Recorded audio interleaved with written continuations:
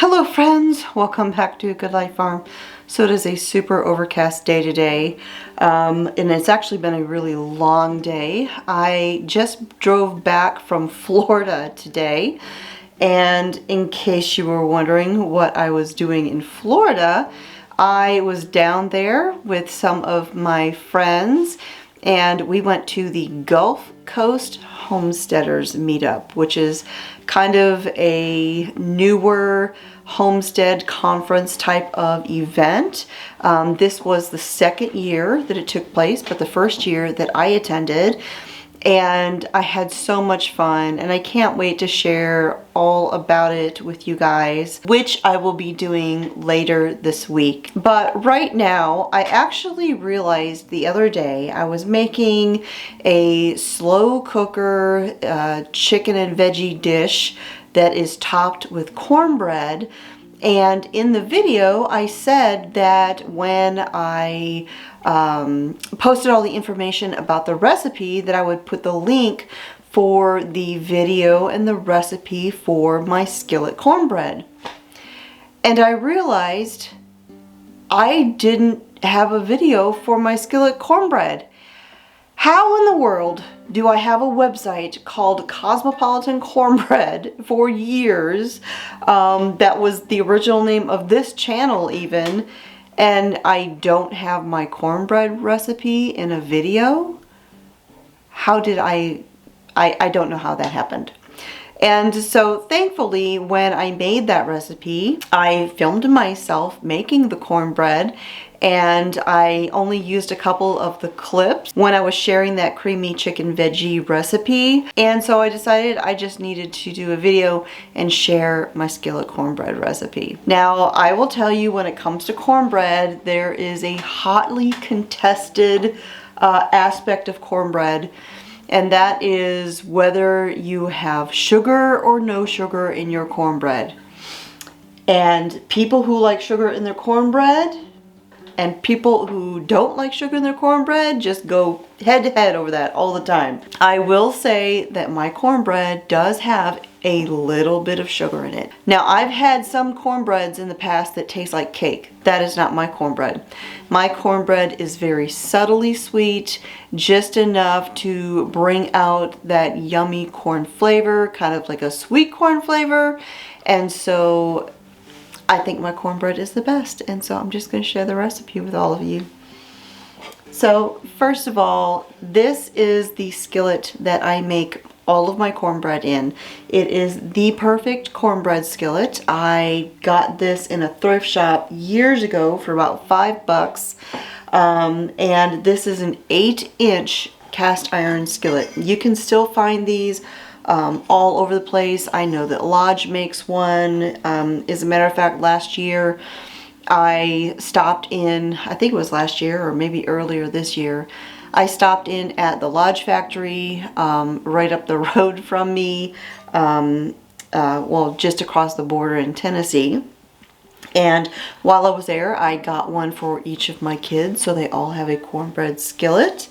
And yeah, this is the perfect size. Now, if you don't have a cast iron skillet this size, you can make this cornbread in a small baking dish that is of a similar size to this. But if you can manage to get your hands on one of these cast iron skillets, they're very inexpensive. I highly recommend it because you are going to get the best results with your skillet cornbread in one of these. So the first thing that you're going to do is you're going to preheat your oven to 375 degrees, and you're going to take your little cast iron skillet and you're going to set it in the oven and let your skillet preheat while you are mixing up your batter. You're going to combine 1 cup of all-purpose flour,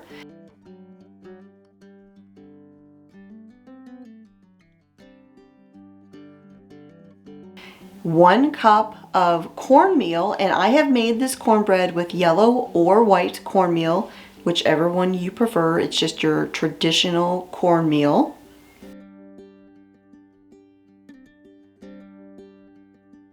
You're going to add in 1/4 cup of sugar, Or you can add about 2 tablespoons of honey instead, but you will add that later on with your liquid ingredients. You need 4 teaspoons of baking powder,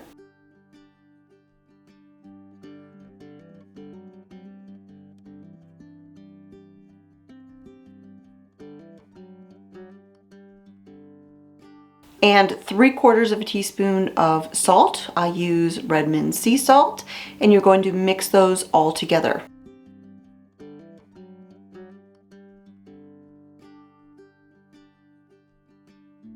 Then in my 2-cup measuring cup, I'm going to measure out 1 cup of milk,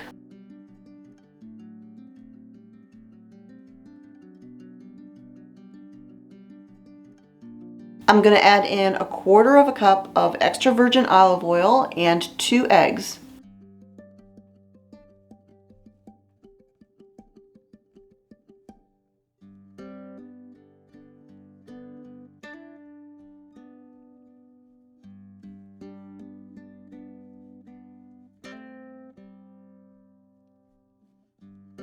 And I'm just going to gently whisk those together and break up the eggs.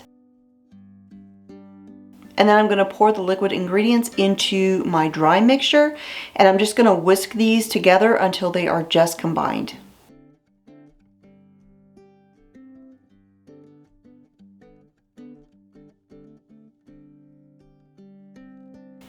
I'm going to let that sit for a minute while I get my cast iron skillet out of the oven very carefully because it's going to be hot. And I'm going to drop in a tablespoon of butter.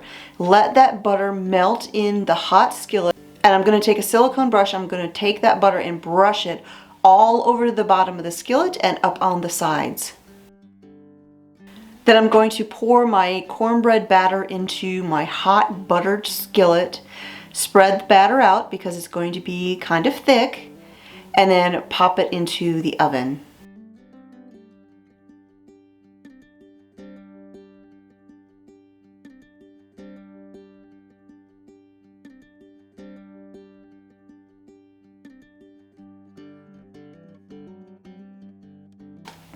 This is going to bake for 20 to 25 minutes or until the cornbread tests done with a toothpick inserted into the center. And then I'm just going to let the cornbread cool for a few minutes there in the skillet, and that is it. It is super easy. Now this cornbread is great served warm. You can cool it down and use it for other things. It does freeze pretty well as long as you wrap it up nice and tight. It's delicious. I love having a wedge of this the next day with a little bit of butter smeared on there, and I'll just eat that for breakfast or for lunch. I love cornbread. And you know, it's so funny because when I was growing up, I never had cornbread. I did not grow up with it. I grew up in the Midwest.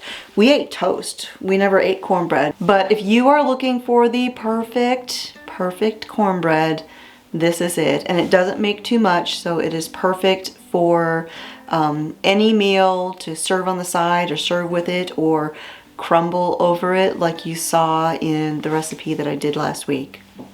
So that is it. Like I said, if you would like to make this, you can get a printable version of it over there on my website. I'll put a link to that down below.